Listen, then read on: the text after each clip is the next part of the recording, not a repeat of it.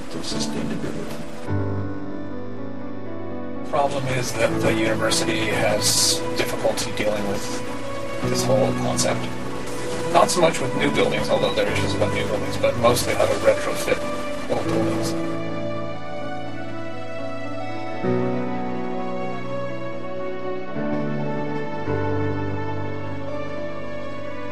Yeah, it's not as green and obvious as it could be. You know, there could be a rooftop garden, there could be gardens out front, there could be solar panels, there could be all kinds of things.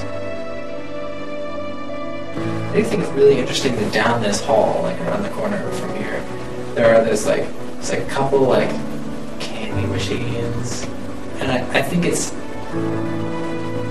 really interesting that they're there in this building, and I'm surprised that like students haven't freaked out. I find it odd that some of the bathrooms here have paper towel dispensers still. I also am surprised that the lights don't turn off by themselves. I've been in other buildings that seem of similar age and have been retrofitted with that motion sensor thing. I'm surprised that doesn't. Maybe I haven't noticed it. I don't think that happens in this building. We haven't got that far yet. We have quite a distance to go. Another thing is that it probably takes a lot of initial investments to put things into place, and the benefits only come about so many years after you've installed them. So the big problem is generally them trying to get money. Probably money. It's probably, I mean, it's expensive to do all these things, and I know everybody's sort of got a lack of resources. We're talking a lot of money. We're talking millions of dollars. I mean, any money's good, but really, if you're going to knock down walls, if you're going to do a whole lot of things to the engineering, monitoring systems, maybe dealing with the windows, this is all hugely expensive. I don't know, smash some windows on the south side of the building.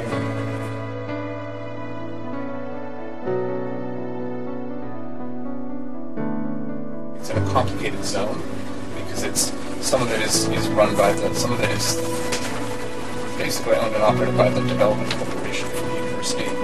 There's also we've had an on again, off again university planner planning the landscapes and so on around the university. We've been playing with building a living wall, but I don't think we've received permission to do so, or we have the finances to do so at this particular stage. You know the windows on the first floor, and there's like a terrarium of sorts. It seems to me like that could be some badass terrarium space of sorts. And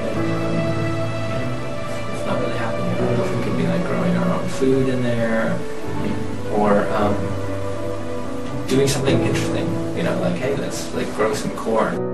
Osgood, which is now being rebuilt, was originally going to be rebuilt not with any real sort of environmental focus, but thanks to the students over there and professors, they've actually pushed Osgood, and so one of the things we'll be seeing is whether refitting of Osgood meets some kind of sustainability challenge, and if that happens, then it may be a model for what we can do to this building and other buildings in the campus that need to be retrofitted.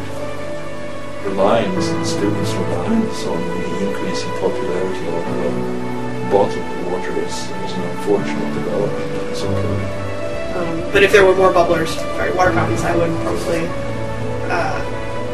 fill my water bottle up more frequently here at FES instead I go over to the ground lounge. I just find it easier to fill water bottles at taps. So, there should be more. There should be maybe a little like kitchen area for students to bring their own lunch and heat it up or whatever. People are loath to fill up their water bottles or public taps. I just mean like the bathrooms or whatever, or in water fountains. Generally, because they look very hygienic. They do have these like fancy fill up your water bottle machines at different universities now that are that's what they're there for, and they make a significant impact on waste. Well, I don't know how old this building is, but it feels a bit old compared to some of the other buildings on campus that look at least shinier and newer. So I would imagine that that's a challenge when you're in an existing kind of old building and trying to figure out how to retrofit it for top of the line kind of stuff like windows or heating systems or anything like that. So I think the existing old building that we are in is a natural. But I also have a lot of optimism that there's capacity to make real changes, and I think that as kind of environmental issues heighten and conflicts heighten around them, then I think we are still going to really think harder about our prospects and how we want to move forward. I think one of the things that happens is that people get used to the spaces that they're in. When we first moved in, there was a lot more energy to do something about the building than there is now. Well, I would say it's out of reach. I wouldn't say it will happen within the next 2 years, but somewhere in between.